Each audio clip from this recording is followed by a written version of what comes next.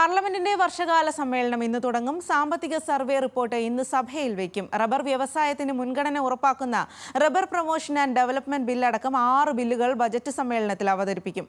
മൂന്നാം മോദി സർക്കാരിന്റെ പൂർണ്ണ ബജറ്റ് ധനമന്ത്രി നിർമ്മല സീതാരാമൻ നാളെ ലോക്സഭയിൽ അവതരിപ്പിക്കും. ആദ്യ ദിനത്തിൽ രാജ്യത്തിന്റെ സാമ്പത്തിക സ്ഥിതി വിശദമാക്കുന്ന സാമ്പത്തിക സർവേ റിപ്പോർട്ട് കേന്ദ്ര ധനമന്ത്രി നിർമ്മല സീതാരാമൻ സഭയിൽ വയ്ക്കും.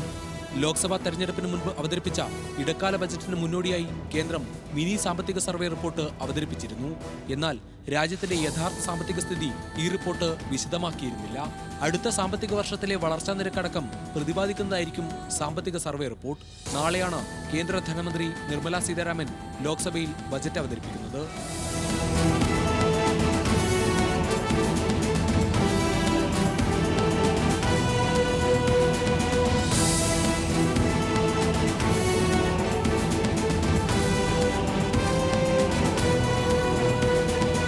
ഓഗസ്റ്റ് 12 വരെ നീണ്ടു നിൽക്കുന്ന ബജറ്റ് സമ്മേളനത്തിൽ ബജറ്റ് അവതരണത്തിന് പുറമെ ദുരന്ത നിവാരണ നിയമം ഭേദഗതി ചെയ്യുന്നതുൾപ്പെടെ 6 പുതിയ ബില്ലുകൾ അവതരിപ്പിക്കുമെന്ന് കേന്ദ്ര സർക്കാർ അറിയിച്ചു.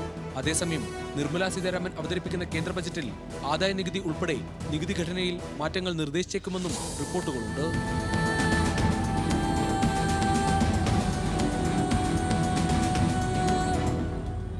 3 കോടി വീടുകൾ നിർമ്മിക്കാനുള്ള നിർദ്ദേശം, 70 വയസ്സിന് മുകളിലുള്ള എല്ലാവർക്കും 5 ലക്ഷം രൂപയുടെ ചികിത്സ ഉറപ്പാക്കുന്നതിന് 14,000 കോടി വകയിരുത്തൽ നിർദ്ദേശം തുടങ്ങിയവയും ബജറ്റിൽ ഉൾപ്പെടുത്തിയേക്കും.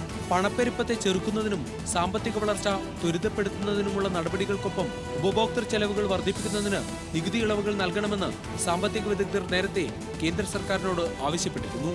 ന്യൂസ് മലയാളം, ഡൽഹി.